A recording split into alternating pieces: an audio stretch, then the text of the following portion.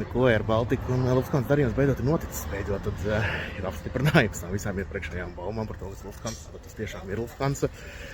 Un labā ziņa tā, ka darījums ir noticis. Šo tagad daudz kur redzēsiet, kur cilvēki, ak Dievs, 10%, tātad 14 miljonu, vērtība tikai 140 miljoni, tu neko vispār nevar atgūt un tam līdzīgi un tā tālāk tā joprojām. Bet jāskatās ir mazliet tālāk detaļās. Es arī neesmu reiz baigais pozitīvists, ne? Forši, ka viss ir noticis. Ja? Bet jāsaka mazliet dziļāk ir, ka vismaz, ko publiski saka, ka nosacījumi paredz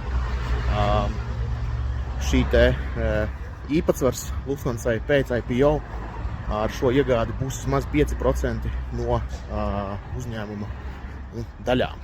Līdz ar to varētu pieņemt to, ka tad minimālais novērtējums ir minimālais pieņēmums. Lai šis te būtu jēdzīgi, tiek paredzēts to, ka pēc IPO tirgus kapitalizācijā varētu būt 280 miljoni eiro. Ar to, protams, nepietiek. Lai izpildītu šos te plānus, ir piesaistīts 300 miljonus eiro. Tagad 14 ir piesaistīti, no Lufthansa vēl vajag 286. Ja.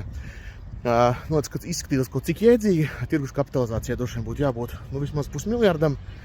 Ja būtu pusmiljards, valstī paliek kādi 40%, kaut kas tā apmēram, ja. Un Lufthansa savu naudu, var teikt, ir dubultojusi, vai par labākā scenārijā vēl vairāk ir pieaudzis tas, ko viņi ir ieguldījuši tagad.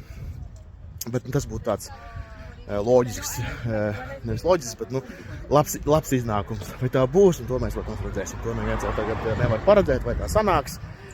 Bet, ja kaut kas notiktos tāds uz 300 miljonu tirgus kapitalizāciju, tad šis no tas.